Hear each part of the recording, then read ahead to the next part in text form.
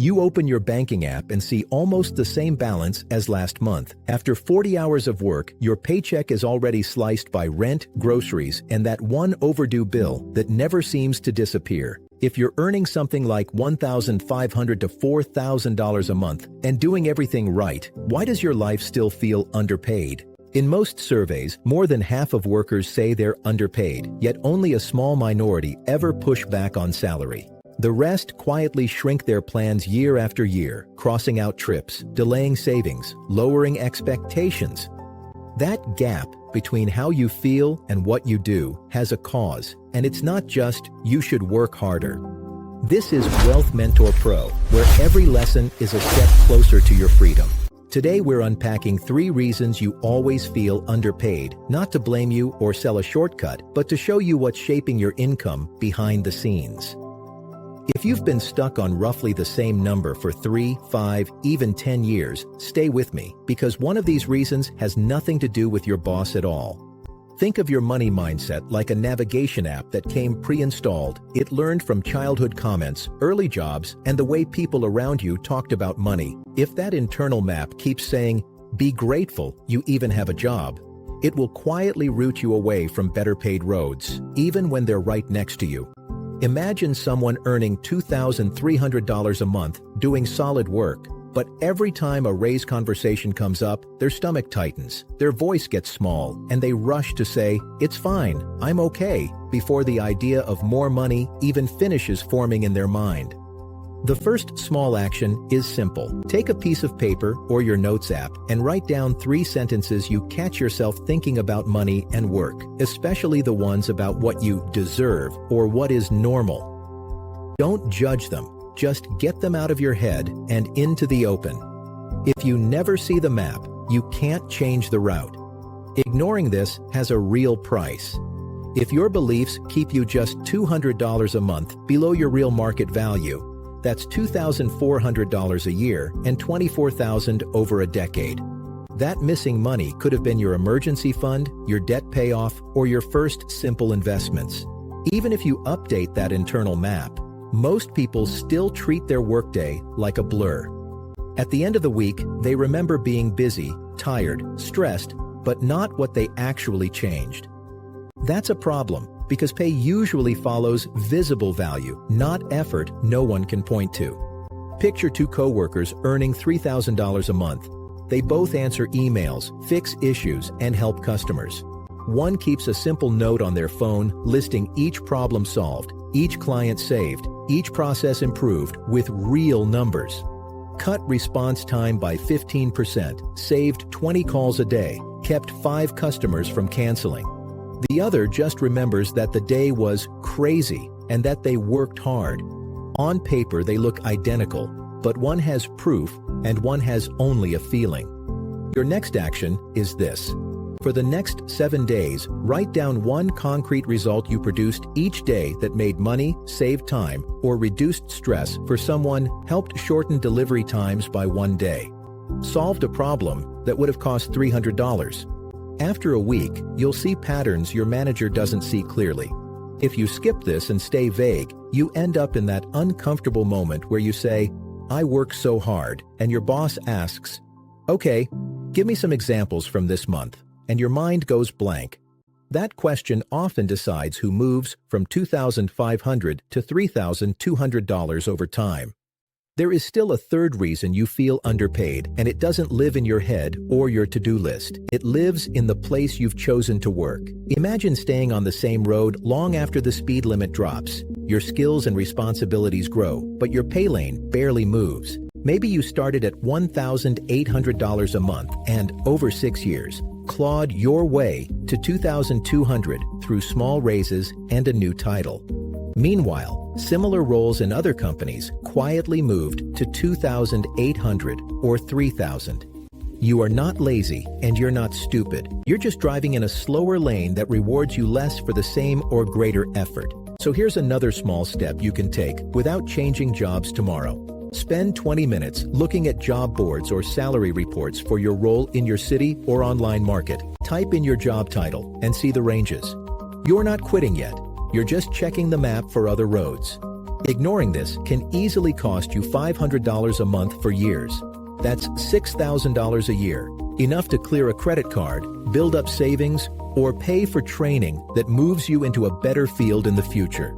So yes, belief, proof, and environment are three big reasons you feel underpaid. But here's the twist most people miss. Your salary is not a moral judgment, and it is not a life sentence. It's a snapshot of how your value is packaged, proven, and positioned right now.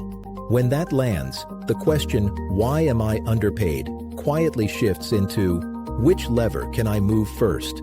I'm genuinely curious, which of these three areas feels most true for you right now? Your beliefs, your proof, or your environment? If you're comfortable sharing, drop a single sentence in the comments. You'll probably see you're not alone. Let's restate our theme clearly for a moment. 3 reasons you always feel underpaid are not about you being broken. They're about systems you can slowly learn to work with. How you think, how you show your results, and where you choose to work. So how do you actually start shifting those systems without burning out or pretending money doesn't matter? First rule, stop counting hours, start counting outcomes. Pay usually follows outcomes that other people can see and care about. If you handle customer complaints, an outcome might be cutting average resolution time from 4 days to 2, or turning a refund into a saved subscription. If you work in a store, an outcome might be turning 10 potential returns into exchanges, or helping increase average basket size by a few dollars. When you can say, I helped retain 20 customers this quarter worth about $12,000 in revenue, your raise request moves from wishful thinking to evidence. Even if your current boss never rewards you properly, those outcomes become part of your story.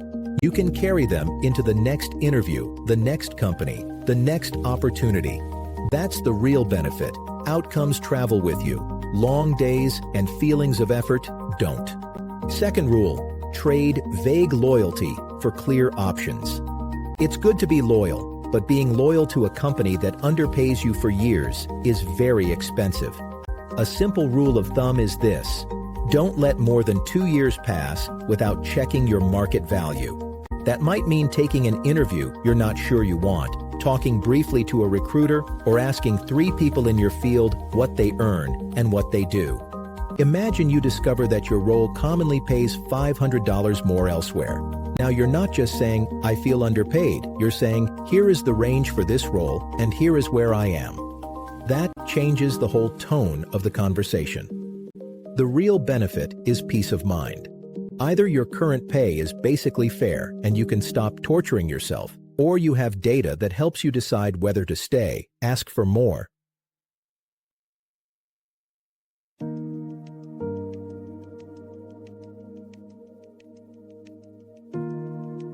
With options, even staying becomes a choice, not a trap.